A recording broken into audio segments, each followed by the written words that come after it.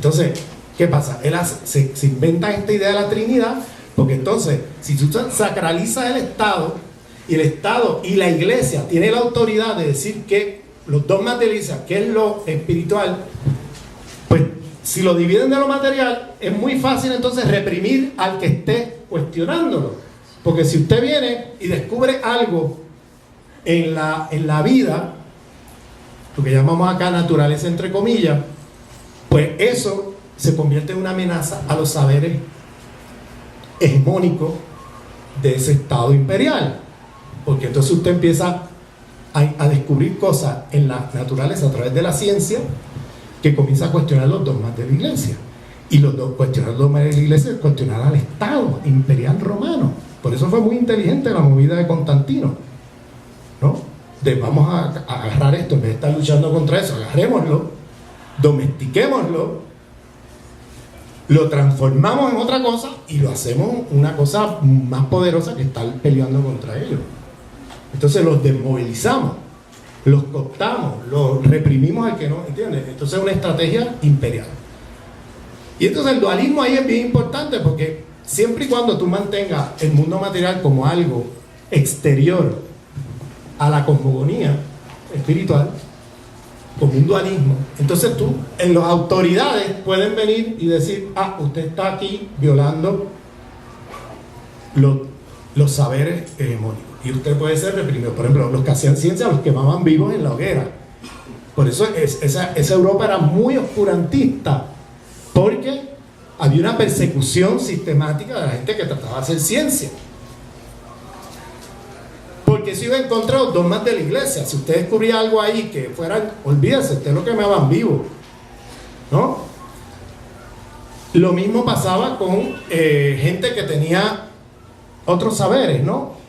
Entonces, ese dualismo de la cristiandad impedía el desarrollo del conocimiento crítico y el desarrollo de conocimiento científico, filosófico, etc.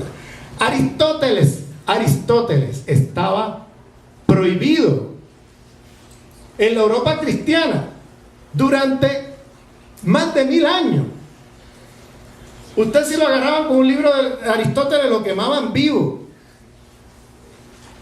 Entonces, luego se inventan la historia de que Europa tiene un origen en Grecia y en la filosofía griega, en los saberes griegos y no sé qué, cuando por siglos en esa Europa cristiana oscurantista no se podía leer a los griegos. Los griegos era algo desconocido en Europa porque estaba fuertemente reprimido y la gente no sabía de qué estaba hablando. Por eso ese invento de un origen en Grecia es un gran invento. No tiene ninguna constatación en la realidad empírica de la historia de esa zona del mundo que llamamos Europa. Entonces, digo esto porque en las otras cosmogonías, incluyendo las del Islam, no había problema con tú descubrir algo en la naturaleza, porque eso era parte de la unicidad y de esa energía de producción de vida con inteligencia. Entonces no había problema en que usted hiciera ciencia, y tampoco había problema en el pensamiento crítico, porque uno de los principios de estas otras cosmogonías es un principio de que nada en la Tierra es equivalente a esa fuerza, energía cósmica de producción de vida con inteligencia. Esa fuerza está más allá. Y nadie aquí puede decir, yo soy eso. Todos somos producidos por eso, decía, hay una inmanencia, pero nadie puede reclamar que es eso, porque hay una trascendencia de esa fuerza más allá de todos nosotros y de cualquier objeto y cualquier forma de vida aquí. Es decir, todas las formas de vida es una creación de esa fuerza, pero al mismo tiempo ninguno aquí podemos representar la fuerza, porque esa fuerza está más allá de nosotros. De manera que un estado, un sultanato musulmán, para darle una idea, que estamos hablando de Al-Ándalus, no podía reclamar el sultán, que era el representante de Dios en la tierra, o que era Dios, o que era ese tipo de estructura política que existía en la Europa feudal, no existe en los sultanatos musulmanes del sur, De hecho, si ustedes van a la Alhambra, todas las paredes donde vivía el sultán dicen, la Alhambra en Granada, dicen, la victoria es solamente de Allah. ¿Qué significa eso? Significa, tú eres el sultán, tú tienes un poder, pero no te sacralices y no te creas que tú eres Dios aquí. Está pegado en todas las paredes, donde vivía el sultán, recordándole, tú no eres Dios. Eso es una estructura de autoridad política muy diferente a la estructura de autoridad política que existía en la Europa cristiana feudal de la época, donde el señor feudal se asumía y se autoproclamaba el representante de Dios en la tierra. Se sacralizaba el Estado. Eso permitía la posibilidad de pensamiento crítico, filosofía, debate, un montón de cosas.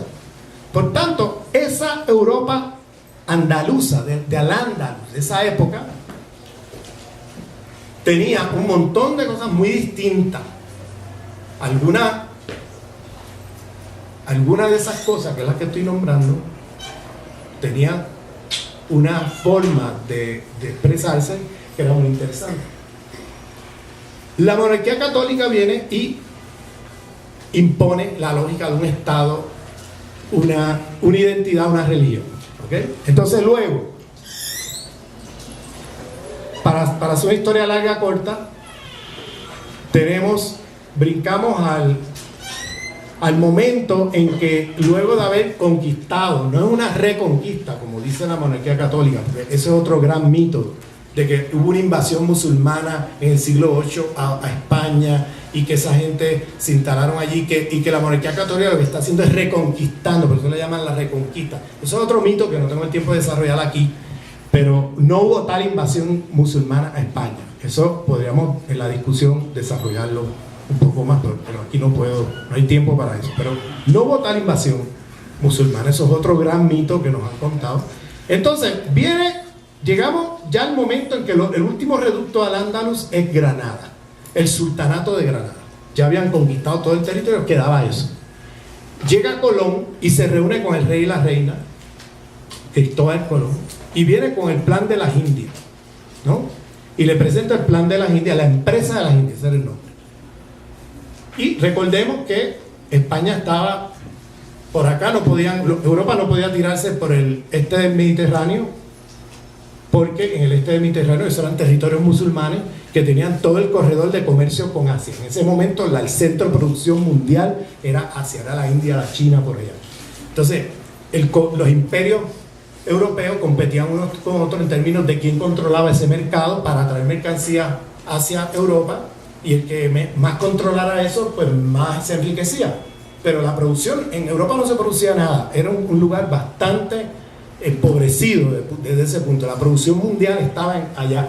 Incluso la industrialización del mundo no empezó en el siglo XIX con Inglaterra, empezó en la China y en la India, mucho antes. Eso es otro mito. O sea, cada vez que uno empieza a hablar, uno se va por la tangente porque hay tantos mitos que uno tiene que ir derrumbando para poder decir lo que uno va a decir, ¿entiendes? Que a veces uno no puede terminar de llegar a donde uno quiere llegar, ¿entiendes? Pues, entonces, porque hay tantas mentiras contadas que es que, ¿entiendes? Uno empieza a hablar y uno tiene que aclarar que fue acá, antes de llegar a decir, bueno, finalmente llega Colón allí con la empresa de las Indias y el rey y la reina dicen, bueno, esto está muy bien, pero primero tenemos que terminar con el último reducto al Andalus, unificar todo el territorio ahora de la península ibérica bajo la corona, una identidad, una religión, ¿no? Entonces, una vez eso se haga, entonces pasamos al plan de la empresa de las Indias. Y Colón se establece en Santa Fe, que son unos kilómetros de Granada, donde estaba el ejército de la corona cristiana, listo a entrar a Granada. Y Colón se queda allí esperando. Hacer una historia larga corta, cae Granada el 2 de enero de 1492. Granada cae el 2 de enero de 1492. ¿Por qué estoy haciendo esta historia? Porque todos los métodos que se usaron en la conquista del Al-Ándalus se usaron para conquistar las Américas. Por eso estoy empezando por allí. Esos métodos de conquista del Al-Ándalus era lo que los soldados y la monarquía, etcétera, habían aprendido como conquista y colonización, y eso fue lo que se trajeron para acá. Por eso es que Hernán Cortés, cuando llega a México, dice que los templos sagrados aztecas decía que eran mezquitas. El tipo escribía allí que eran mezquitas, porque lo que tiene en la cabeza es la conquista controlando. El tipo no sabía dónde estaba, ¿entiendes? Bueno, el tipo proyectaba, o sea, el imaginario de ellos ya seguían conquistando moros, ¿entiendes? Ellos seguían en eso. Entonces, Colón también, cuando tú miras los diarios de Colón, hay referencias continuas a la conquista de Al-Ándalus, pero continuas. En sus propios diarios, porque está todo el tiempo referenciando lo que va encontrando con esa experiencia. Entonces, digo esto porque los métodos de genocidio epistemicidio que he descrito aquí se los traen para acá. ¿Bien?